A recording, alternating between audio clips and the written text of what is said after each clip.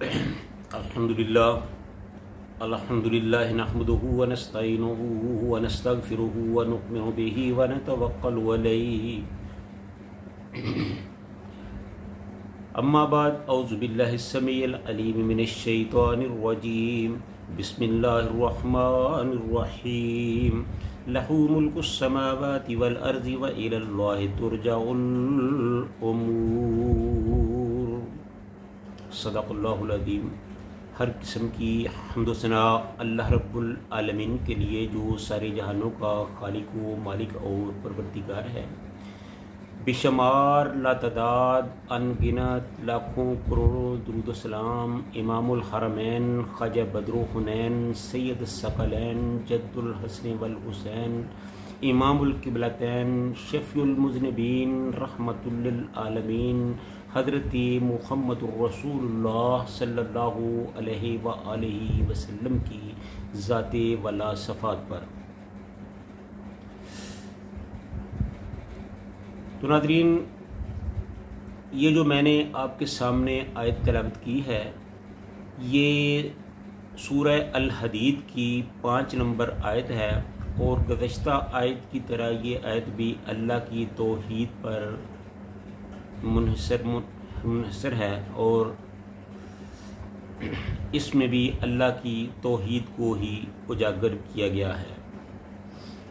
तो कबल इसके कि हम इस पर कोई अपनी गुफ्तगू का आगाज़ करें, आपसे मेरी ये रिक्वेस्ट है कि मेरी इस गुफ्तगू को आप ख़ुद भी सुने, अपने दोस्तों अहबाब तक भी इसको पहुँचाएँ, क्योंकि मेरी कोशिश होती है कि मैं अल्लाह के कुरान की बातें आपसे शेयर करूं।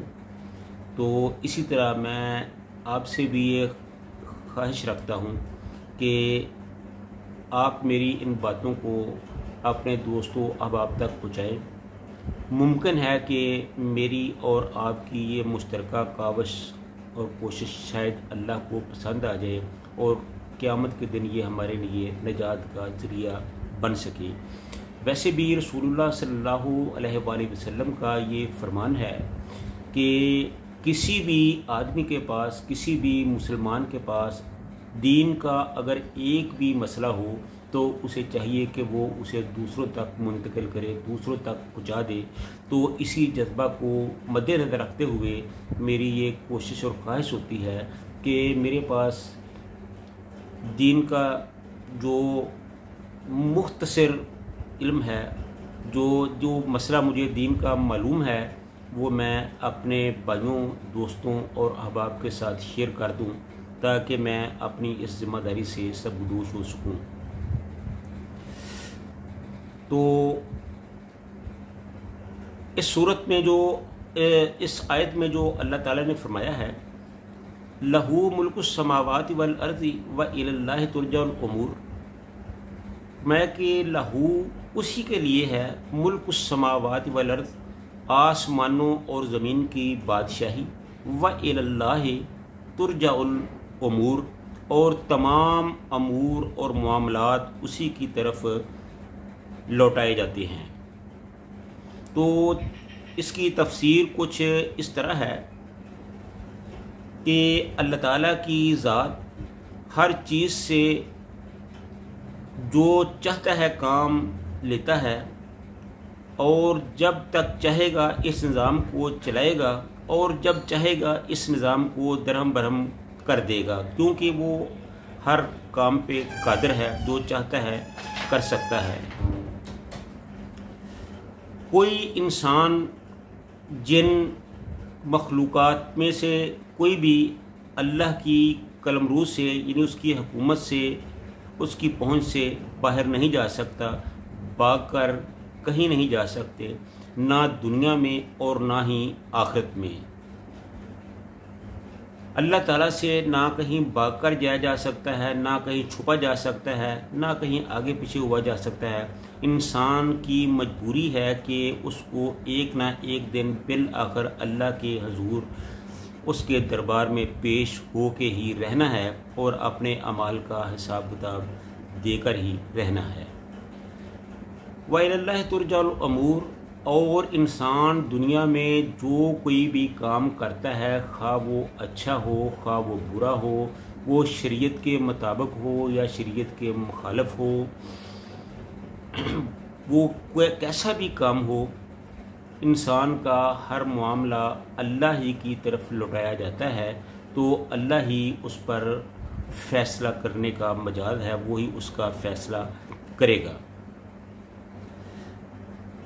تو جیسا کہ قرآن پاک میں اللہ تعالیٰ نے فرمایا ہے کہ فَمَن يَعْمَلْ مِثْقَالَ ذَرَّةٍ خَيْرٍ يَرَهُ وَمَن يَعْمَلْ مِثْقَالَ ذَرَّةٍ شَرٍّ يَرَهُ، کہ انسان کی چھوٹی سے چھوٹی نیکی اس کے سامنے حاضر کر دی جائے گی، اور انسان کی چھوٹی سے چھوٹی برائی بھی اس کے سامنے پیش کر دی جائے گی۔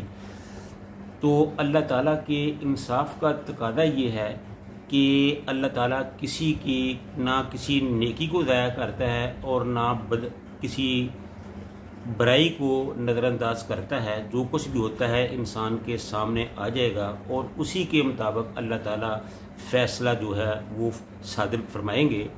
تو اس لیے انسان کو چاہیے کہ وہ دنیا میں رہتے ہوئے اپنی زندگی کو احکام الہی کے تابع کرے، شریعت کے مطابق اپنی زندگی کو گزارے، کوئی ایسا کام فعل اس سے سرزد نہ ہو جس سے اللہ کی ناراضگی کا خطرہ ہو۔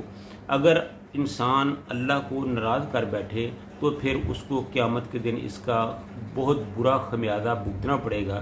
تو اس لیے ضروری ہے کہ اللہ کو ہر معاملے میں راضی رکھا جائے، اللہ اور اس کے رسول کی اطاعت کی جائے۔ تو اللہ تعالیٰ سے دعا ہے کہ اللہ تعالیٰ ہم سب کو اپنے قرآن، شریعت اور دین کے مطابق اپنی زندگی کو گزارنے کی توفیق عطا فرمائے، اور برے کاموں سے بچنے کی توفیق عطا فرمائے۔